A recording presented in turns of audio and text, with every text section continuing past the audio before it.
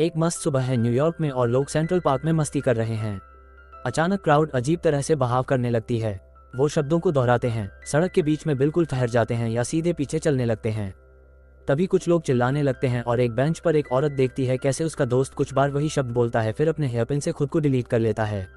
सीधा डाउनटाउन में कुछ कंस्ट्रक्शन वर्कर्स ब्रेक ले रहे हैं, तभी अचानक एक बॉडी उनके पास गिर जाता है। पहले तो दूसरे लोग सोचते हैं कि ये एक दुर्घटना है, लेकिन जल्दी ही एक और बॉडी गिरती है और जब वो ऊपर के मंचों पर देखते हैं तो उन्हें पता चलता है कि सब वर्कर्स खुद को डिलीट करने निकल आए हैं। एक के बाद एक सब मौत की तरफ जाते हैं। उनका चेहरा हमेशा खाली रहता है, कोई भी इमोशन नहीं दिखता। तब तक साइंस टीचर एलियोट अपने क्लास को बता रहे हैं कि कैसे देश भर में करोड़ों बीज गायब हो गए थे।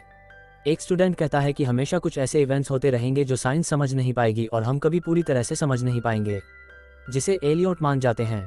दूसरे स्टूडेंट्स मिस्टीरियस इवेंट्स के बारे में उत्साह से बात करते हैं, लेकिन तब उन्हें एलियोट को एक इमरजेंसी स्टाफ मीटिंग के लिए बुलाया जाता है।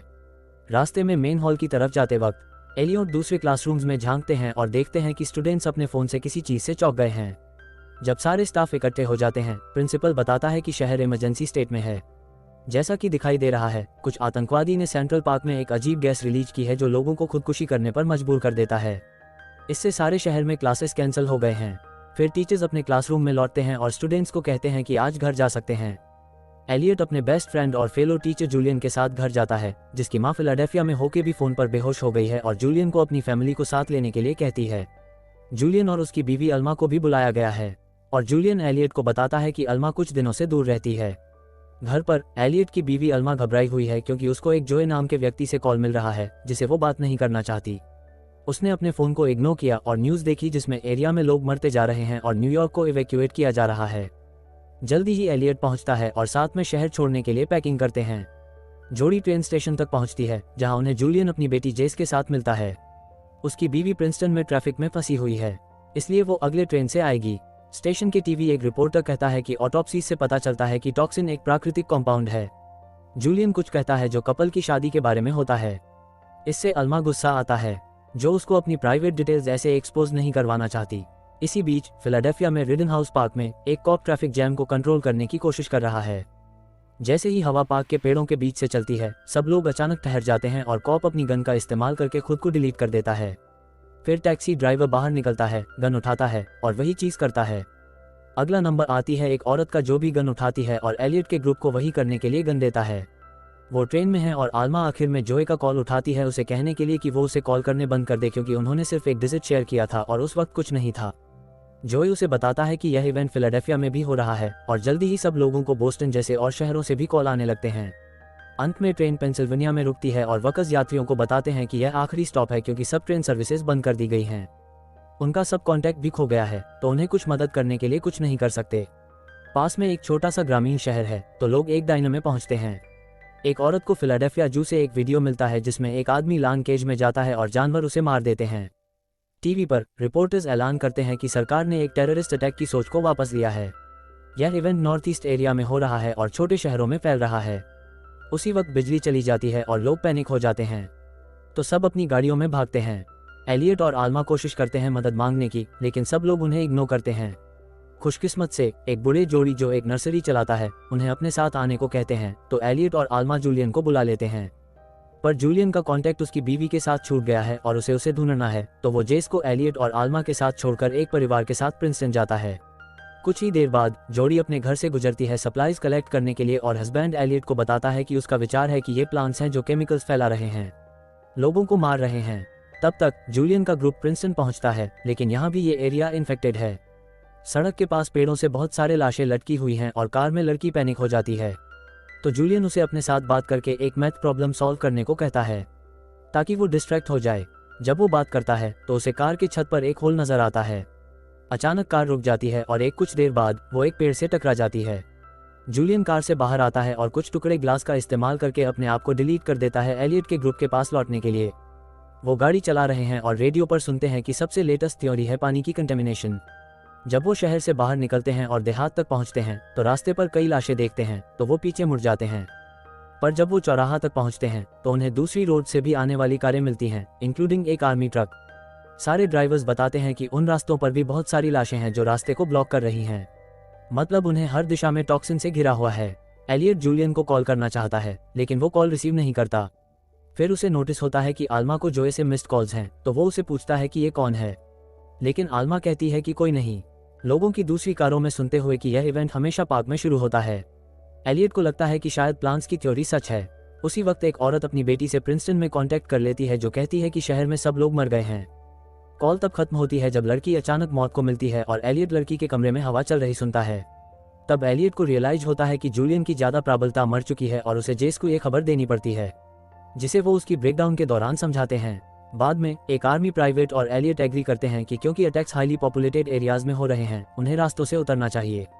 लोगों को 2 ग्रुप में बांटा जाता है और वो देहात को क्रॉस करने लगते हैं ताकि एक छोटे से रिमोट टाउन तक पहुंच सके, जो शायद सेफ हो क्योंकि वो अभी विकसित हो रहा है। जब वो चल रहे हैं, आल्मा आखिर में एलियट को जोए के बारे में बता देती है। वो एक को वकर था जिसे उसने डिनर के लिए बुलाया था जब उसे लेट वर्क करना था। कुछ नहीं हुआ, लेकिन उसे झूठ बोलने का गिल्ट महसूस हुआ और इसलिए वो दूर रहने लगी। अचानक हवा चलने लगती है और बड़ी ग्रुप थम जाती है। फिर सोल्जर पीछे चल के अपनी गन का इस्तेमाल करके खुद को डिलीट कर देता है। एलियट का छोटा ग्रुप सुन सकता है कि गन बार बार चलती रहती है, मतलब दूसरे लोग इंक्लूडिंग नर्सरी कपल भी उसका इस्तेमाल कर रहे हैं खुद को डिलीट करने के लिए। जब छोटा ग्रुप पैनिक होने लगता है, एलियट उन्हें चुप करने को कहता है और एक साइंटिफिक डिडक्शन मेथड का इस्तेमाल करते हुए एविडेंस को एनालाइज करता है और अपनी कंक्लूजन तक पहुंचता है, जिसमें उसका यकीन है कि टॉक्सिन कहाँ है। उसका यकीन होता है कि टॉक्सिन सच में प्लांट से फैल रहा है, लेकिन ये सिर्फ बड़े ग्रुप्स के होने पर ट्रिगर होता है, इसलिए उन्हें छोटे ग्रुप्स में बांटना चाहिए।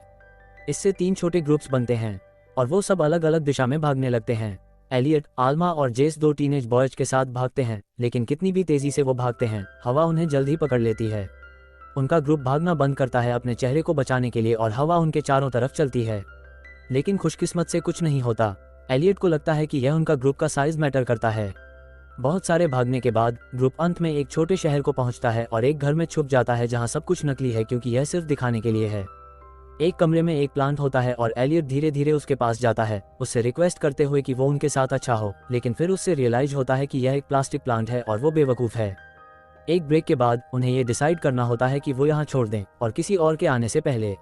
जब वो एक पहाड़ पर भागते हैं तो वो देखते हैं कि 2 ग्रुप्स पहुंचते हैं और एक बड़ा क्राउड बना देते हैं, जिससे उन्हें तुरंत थाम जाना पड़ता है। सिर्फ एक आदमी कमर्शियल लॉन मोवर शुरू करने के लिए मूव करता है, जो उसे कुछ ही सेकंड में मार देता है। एलियट का ग्रुप घंटे भर चलने के बाद एक फेंस पर एक रेडियो मिलता है। एक इमरजेंसी ब्रॉडकास्ट बताता है कि लोगों को वेस्ट बॉर्डर्स जाना चाहिए, जहां से उन्हें पुलिस पिकअप करेगी। अंत में ग्रुप इतना थक जाता है और भूख लग जाती है कि जब उन्हें एक बोर्डेड अप घर मिलता है तो वहां रोक जाते हैं। जब वो चलते हैं, एलियट एक कहानी बनाता है एक क्लार्क के बारे में जिसे उसने फ्लर्ट किया था और आल्मा को अच्छा लगता है, चाहे वो झूठ ही क्यों न हो। ग्रुप घर के दरवाजे पर दस्तक देता है, लेकिन कोई नहीं निकलता। वो जोर से अंदर जाने का विचार करते हैं, लेकिन उसी वक्त वो अंदर लोगों को घूमते देखते हैं। एलियट पोलाइटली मदद के लिए पूछता है, लेकिन जब ओनर उन्हें इनकार करता है तो टीनेजर्स अग्रेसिव हो जाते हैं और विंडोज के बोर्ड्स हिलाते हुए गालियां देते हैं। ओनर गुस्से में आकर एक होल से गोली चला देता है, जिससे दोनों टीनेज बॉयज तुरंत मार दिए जाते हैं। डर से कांपते हुए तीनों फिर भागना शुरू करते हैं। तब तक सर्वाइवर्स को दिखाया जाता है कई बिल्डिंग्स में अलग अलग ऑप्शंस चुनते हुए। कुछ लोग मास्क पहनते हैं, जबकि दूसरी टीवी पर जितनी ज्यादा गन्स मिल सकती हैं उनको कलेक्ट कर रहे हैं। एक रिपोर्टर एक साइंटिस्ट से इंटरव्यू करता है जो ये समझाता है कि अटैक्स हर घंटे और ज्यादा तेज हो रहे हैं और छोटे ग्रुप्स को अफेक्ट कर रहे हैं। कुछ ही देर बाद एलियट का ग्रुप एक घर को मिलता है जिसमें न पावर है न किसी काम का आदि, तो वो समझते हैं कि यह आबाद है। पर जब वो नजदीक आते हैं तो वो मिसेस जोन्स से मिलते हैं, जो कई सालों पहले पूरी तरह से दुनिया से कांटेक्ट में रहने से मना कर दिया था। वो रात को रुकने और खाना शेयर करने के लिए राजी होती हैं, लेकिन वो इवेंट के बारे में जान नहीं चाहती और उनसे कहती हैं कि इसके बारे में बात मत करें। मिसेस जोन्स एक बहुत अजीब औरत है। एक पल वो मीठा तरीके से बर्ताव करती है, दूसरे पल वो जेस के हाथ को मारती है जब वो उसने खुद ही ऑफर की हुई कुकी ले लेती है। शाम में बाद में एलियट और आल्मा धीरे आवाज में बात करते हैं क्योंकि जेस सो रही है। मिसेस जोन्स उनकी बातें सुन लेती है और उन्हें सुबह में अपने खिलाफ कुछ प्लान करने या उन्हें लूटने का इल्जाम लगाती है। एलियट मिसेस जोन्स को कुछ बताने के लिए ढूंढता है और हैरान होता है जब उसको उसके बिस्तर पर एक क्रीपी डॉल मिलती है। जब वो पास जाता है तो मिसेस जोन्स उसके पीछे से दिखाई देती है और उसे डांटते हुए कहती है, उसे एक चोर कहकर और तुरंत चले जाने को कहती है। फिर वो अपने बगीचे में जाती है जहां अचानक हवा चलने लगती है और मिसेस जोन्स पीछे चलने लगती है। एलियट ये देखता है और तुरंत सब दरवाजे और खिड़कियां बंद करने के लिए भागता है, लेकिन मिसेस जोन्स ग्लास तोड़ने लगती है एक काफी पेनफुल तरीके से जब तक वह मौत नहीं जाती। जैसे ही हवा अंदर आने लगती है, एलियट घर के अंदर भागते हुए कोशिश करता है आल्मा और जेस को ढूंढने की। कुछ कैसे ही उन्हें सुनता है लेकिन उन्हें लोकेट नहीं कर पाता है। उसको लगता है कि वो उन्हें केलर में सुन रहा है, लेकिन जब वो वहां जाता है तो वो अकेला होता है। एल्मर और जेस असल में बाहर एक पुराने पत्थर वाले स्प्रिंग हाउस में हैं और एक स्पीकिंग ट्यूब दोनों बिल्डिंग्स को जोड़ता है। एलियट इस ट्यूब का इस्तेमाल करता है उन्हें बताने के लिए कि अब टॉक्सिन लगता है कि सिर्फ एक अकेले इंसान को भी ट्रिगर कर सकता है।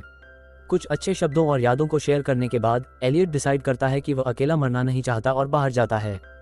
एल्मर और जेस जल्द ही बाहर आते हैं और सब लोग एक दूसरे के हाथ पकड़ लेते हैं जब हवा उनके चारों तरफ चलती है। फिर भी कुछ नहीं होता और तीनों घर लौट आते हैं, समझते हुए कि इवेंट अंत में खत्म हो गया है। 3 महीने बाद एल्मर और एलियट खुश होकर साथ में रहते हैं। जेस को बढ़ाते हुए एल्मर को भी पता चलता है कि वह प्रेग्नेंट है और एलियट इस खबर से टीवी पर खुश होता है। एक साइंटिस्ट बताता है कि यह इवेंट शायद एक संदेश था जो पृथ्वी ने भेजा था ह्यूमनकाइंड को वार्न करने के लिए कि वो बहुत ज्यादा नुकसान पहुंचा रहे हैं, इसलिए उन्हें जल्दी ही दूसरा अटैक का इंतजार करना चाहिए। तब तक फ्रांस के एक पार्क में लोग थम जाते हैं और उनकी चीखें सुनाई देती हैं जब हवा उनके चारों तरफ चलती है। जरूर सब्सक्राइब करें और नोटिफिकेशंस को ऑन करें ताकि आप और ऐसे वीडियोस देख सकें। देखने के लिए धन्यवाद।